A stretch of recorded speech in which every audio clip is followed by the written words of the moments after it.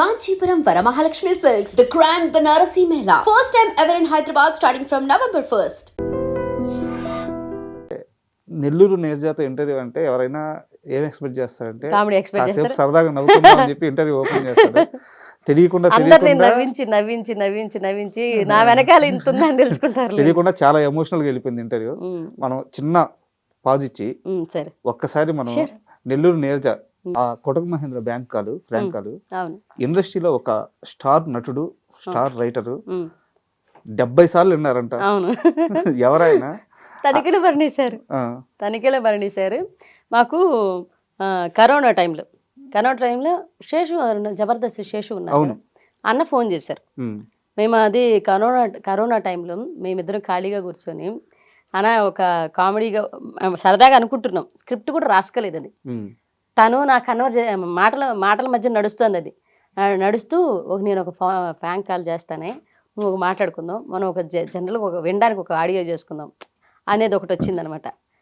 సరే ఏం చేద్దాం, నేను బ్యాంక్ కాల్ చేసినట్టు ఆ రోజు ఏదో టీవీలో చూసాం, దీన్ని ఫన్నీగా చేస్తే ఎలా ఉంటుంది అని ఒక ఆలోచనతోటే తన రైటింగ్ ఏమో అనుకోలేదు. అక్కడ ఆ కన్వర్జేషన్ జరుపుకున్న ఒక 10 నిమిషాలు ఇలా మాట్లాడుకుందాం అని. తను వెళ్ళి మాట్లాడిన దానికి నేను బయట అవును నేను ఇంట్లో ఉన్నా, తన ఇంటి వాకిటి బయట ఉన్నారు.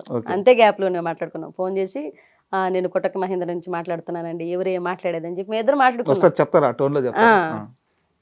ఎవరు ఏం మాట్లాడేదా, ఇది మహేంద్ర వెంకటరమో మహేంద్ర గడి కొట్టినారట మేహ అనేసి చేసామన్నమాట. పవన్ కార్డు నా కార్డు ఎందుకు ఉంటుంది, పాన్ కార్డు అని అడుగుతారు సుబ్బు. పాన్ కార్డు కావాలని అంటే పవన్ కార్డు నా కార్డు ఎందుకు ఉంటుంది, పవన్ కార్డే ఉంటుంది అని చెప్తానమాట. నాన్సింక్ అంతా అది చేసినప్పుడు 70 సార్లు శేషు అన్న ఫోన్ చేశారు. ఇది అయిపోయి మేము సునీయ గారికి పంపించామన్నమాట ఈ ఆడియోని. డైరెక్టర్ సునీయ గారు పంపించి, మేడం ఇది ఎలా ఉంది అని అడిగా. మాకు విన్న తర్వాత బాగా, మేము రికార్డ్ చేసుకుని విన్న తర్వాత బాగా అనిపించింది. మేము ఫస్ట్ ఏదైనా ఉన్నా సరే ఆవిడకి పంపించామన్నమాట. మేడం ఎలా ఉందని. ఆవిడ మామూలుగానే అవ్వలేదు. ఆవిడ జస్ట్ డైరెక్టర్ గ్రూప్లో ఫార్వర్డ్ చేశారంట. అది అక్కడి నుంచి వెళ్ళింది. మాకు అప్పుడు యూట్యూబ్ ఛానల్ లేదు, అందులో పెట్టాలన్న ఇది తెలియదు, ఏం తెలియదు. జస్ట్ ఒక ఫోన్ కన్వర్జేషన్ మా మేడంకి పంపించాం. ఆవిడ బయటకు పంపించింది దాన్ని. దాన్ని ఇంకా యూట్యూబ్లోకి లాగారు, అక్కడ లాగారు, ఇక్కడ లాగారు, రకరకాలుగా వాడారు దాన్ని. భయంకరమైన మీమ్స్ అయింది అది. అది ఒక 1 ఇయర్ తర్వాత కరోనా అయిపోయింది, ఇంకా లాక్డౌన్స్ అంతా ఎత్తేసారు. అప్పుడు శేషు అన్న ఫోన్ చేసి, అరే మీకు ఒక సర్ప్రైజ్ రా, మీరు ఆడియో కాల్ ఒకటి చేశారు. షేకింగ్ శేషు గారు ఫోన్ చేసి, అరే మీకు ఒక సర్ప్రైజ్ రా అన్న. ఏంట్రా సర్ప్రైజ్ అన్న, చెప్పండి అన్న అంటే, మీరు మొగుడు పిల్లలు ఇద్దరు, నేను ఒక లొకేషన్ పంపిస్తాను, డబ్బింగ్ స్టూడియో, అక్కడికి వచ్చేసేయండి ఇక్కడ గణపతి కాంప్లెక్స్ దగ్గర. సరే మీ ఇద్దరం ఎట్లున్నా వాళ్ళని అట్లా వెళ్ళిపోయి నిల్చోను. లోపల నుంచి ఒక పెద్ద వ్యక్తి వస్తున్నారు బయట అంటే తనిఖీల భరణి గారు. ఫస్ట్ టైం లైవ్లో ఆయన చూడడం, నేను అప్పటిదాకా ఆయన చూడను కూడా లే. సార్ బయటకు రాగానే కాళ్ళకి నమస్కారం చేసుకుని, సార్ అంటే ఎవరు అని అన్నారు ఆయన. ఈ అన్న ఎందుకు తీసుకొచ్చాడో తెలియదు, మాకు అసలు విషయం తెలియదు, ఆయనకి తెలియదు. శేషి గారు అంటే చెప్పరా అన్నాడు శేషి అన్నని తనిఖీల భరణి గారు. ఎవర్రా చెప్పరా బాబు అంటే, సరే సార్ మీరు 70 సార్లు విన్నా, కారులో వచ్చేటప్పుడు చెప్పారు కదా, కారులో ఈ అన్నతో చెప్పారంట. నేను ఒక ఆడియో వింటూ ఇది 70 సార్లు విన్నా శేషు, నాకు ఎంత ముచ్చటేసిందంటే, నాన్ సింక్లో మాట్లాడతారు వీళ్ళు, ఎంత బాగా మాట్లాడంటే, వాళ్ళు మొగుడు వెళ్ళాలండి నాకు తెలుసు, మన జబర్దస్త్లో కూడా చేశారు, నా టీంలో కూడా చేశారు, ఆ అబ్బాయి కూడా అమ్మాయి వాళ్ళు వేరే టీవీలో కూడా చేస్తారని చెప్తే అవునా అని నవ్వారంట. ఆయనకి సర్ప్రైజ్ ఇద్దామని మమ్మల్ని తీసుకెళ్ళాడు, మాకు కూడా సర్ప్రైజ్, అది బిగ్ సర్ప్రైజ్. మేము మాట్లాడిన తర్వాత ఓ సూపర్ అమ్మా రా అన్నారు. వెళ్ళిన తర్వాత ఆయన పట్టుకొని మా ఆయన నన్ను బంగారం ఇద్దరు ఎంత బాగా చేశారు రా, ఎప్పుడో ఫ్యూచర్లో ఒక అవకాశం ఇస్తాను ఉండండి అని అన్నారు. అంతే అని అన్నారు. Thank you so much sir. అది చాలు, ఆయన కలవడం చాలు. ఒక ఆడియోకి అంతకు మించిన అవార్డు నాకు అవసరం లేదనిపించింది ఆ టైంలో. ఆయన లైవ్లో సరే నేను ఇక్కడ కూర్చుంటా, మీ ఇద్దరు ఆడు చేయండి ఇంత అని అన్నారు. మేము ఇద్దరం చేసామన్నమాట. వాడు సూపర్ అయ్యా, భలే చేశారయ్యా, ఆయన యాటిట్యూడ్ భలే వచ్చింది నాకైతే. ఆయన రాయని కామెడీ కాదు, ఆయనకి తెలియదు. ఒక కవికి, ఇండస్ట్రీలో ఒక సీనియర్ యాక్టర్కి మన కామెడీ నచ్చి పిలవడం అనేది అంతకు మించిన అవార్డు ఏంటండి చెప్పండి. నాకు అది ఆ టైంలో చాలా బిగ్ అచీవ్మెంట్ అనిపించింది. నవ్వి మీ ఇద్దరం ఒక ఫోటో దిగి పక్కన కూడా పెట్టుకున్నాం అనమాట. అట్లా జరిగింది. అంటే అక్కడి నుంచి కట్ చేస్తే చాలా వెబ్ సిరీస్లో యాక్ట్ చేశారు. సో అంటే స్టేజ్ షోలకు కానీ ఉమ్, టెలివిజన్ షోలకు కానీ ఉమ్, ఇక్కడ మనకి వెబ్ సిరీస్లకు వచ్చేలేకే ఆ యాక్టింగ్ తీరు మారిపోద్ది, అవును. చాలా తేడా ఉంటుంది. ఉమ్. ఎలా మెర్జ్ అవ్వగలిగారు? ఒకటండి, నాకు ఈ కామెడీ షోలు ఇవి అంటే ఫస్ట్ ఆఫ్ ఆల్ నేను ఇక్కడ యాక్టింగ్ చాలామంది అంటారు అసలు మీరు యాక్టరే కాదు, నేను మా కుటుంబ సభ్యులు కానీ నేను ఎవరు యాక్టర్స్ లేరు మాకు. అసలు మా పెదనాన్న గారు అంటే ఆయన జానపద కళాకారుని, ఆయన సాంగ్స్ పాడుకునేవాడు. కానీ ఏ ఇండస్ట్రీకి సంబంధం లేకుండా వచ్చి యాక్టింగ్ ఎక్కడా నేర్చుకోకుండా జనాల్ని మెప్పించడం, అందులో కమెడియన్గా స్టార్ట్ అవ్వడం, అన్ని నవరసాలు అన్నీ చేయగలడం ఒక ఎత్తు అయితే, కామెడీ చేయడం అనేది పూర్తి కామెడీ చేసేవాళ్ళు మిగతా ఏ క్యారెక్టర్ అయినా చేయగలరండి. ఇది 100% చెప్తాను. నేను కమెడియన్గా నేను తీసుకున్నది ఏంటంటే కామెడీ వర్షన్లో అదే బాడీ షేమింగ్, క్యారెక్టర్ షేమింగ్ ఇవన్నీ తీసుకోవడం వల్ల మనసు చాలా స్ట్రాంగ్ అవుతుంది.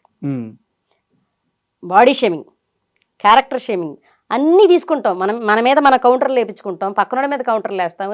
ఇవన్నీ మన అనుకుంటాం కానీ ఆర్టిస్ట్ని చాలా స్ట్రాంగ్ చేస్తాయి. కమెడియన్కి ఉన్న స్ట్రాంగ్ మెంటాలిటీ హీరోకి కూడా ఉండదు. అంత స్ట్రాంగ్ మైండెడ్ వస్తారు. ఎందుకు అని అంటే బాడీ షేమింగ్, క్యారెక్టర్ షేమింగ్, ఎత్తుకుంటే క్యారెక్టర్ షేమింగ్ చేస్తావు. నువ్వు అట్లా ఇదే వ్యక్తిని ఒక కమెడీని తీసుకొచ్చి బయట ఒక మాట అనండి ఆయన తట్టుకోలేరు, ఒక స్టేజ్ మీద 100 అనండి తట్టుకోగలరు. నవ్వించడానికి దేనికైనా రెడీ, దేనికైనా రెడీ. అది మెంటల్గా ఫిక్స్ అవుతారండి, నవ్వించడానికి దేనికైనా రెడీ. అది నిజ జీవితంలో కూడా ఎలా అవుతుంది, అవతలో నవ్వించడానికి మనం ఏం చేసినా తప్పులేదు.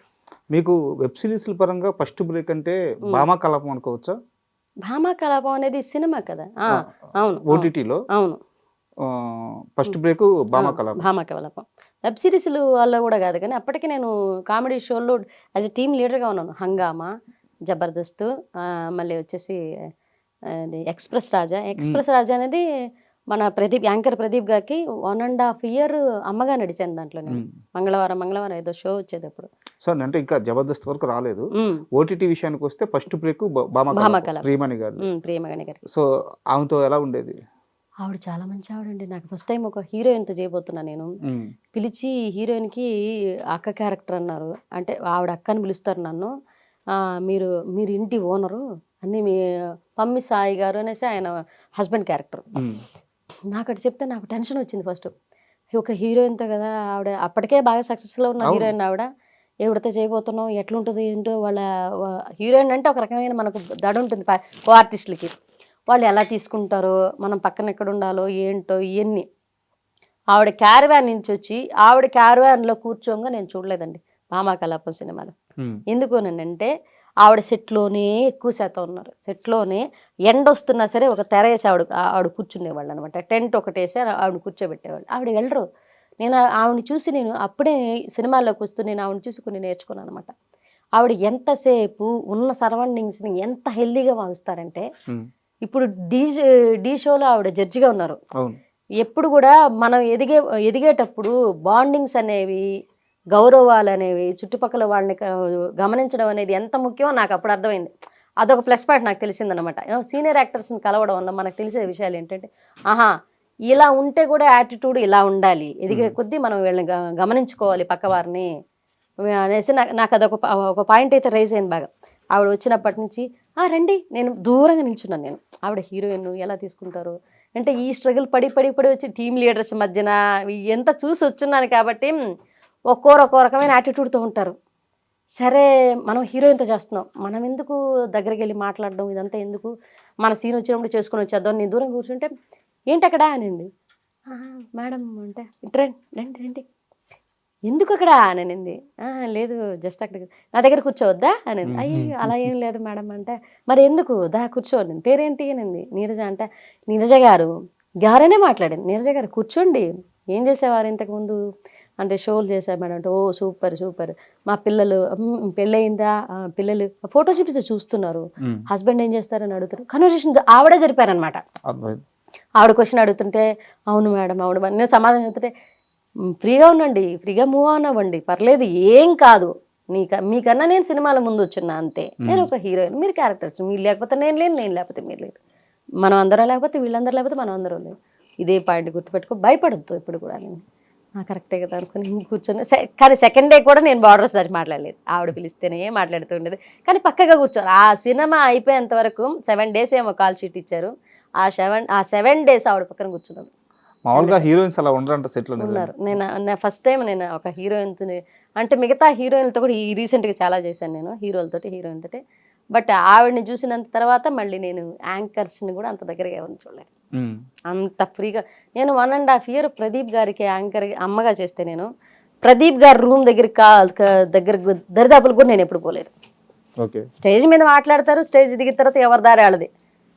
మళ్ళీ శ్రీముఖి గారు రూమ్ దగ్గరికి వచ్చి మాట్లాడతారు, శ్రీముఖి గారి దగ్గర తీసుకుంటారు, శ్రీముఖి గారు క్లోజ్గా, అంటే శ్రీముఖి గారితో జూ లకటక అని ఒక షో నడిచింది, అది కూడా 1.5 year నడిచింది. అప్పుడు ఆవిడ ఇంకా ఫ్రీగా మూవ్ అయ్యారు అనమాట, మాట్లాడతారు. యాంకర్ ప్రదీప్ గారు అంటే ఆడవాళ్ళతో చాలా తక్కువ మాట్లాడతారు, ఆయన మరీ క్లోజ్గా ఉంటే తప్పితే. నేను అమ్మ క్యారెక్టర్ చేస్తున్నా సరే అది చూడగానే లేచి నిలబడి అమ్మ బాగున్నారా, కూర్చోండి, తర్వాత మీ క్యారెక్టర్ ఇవాళ ఏం చేయబోతారు, అంత స్టేజ్ వరకు. స్టేజ్ దిగితే ఆయన మళ్ళీ ఆయన బాగా మొహమాటం, మళ్ళీ దిగి వెళ్ళిపోయేవాళ్ళు అనమాట.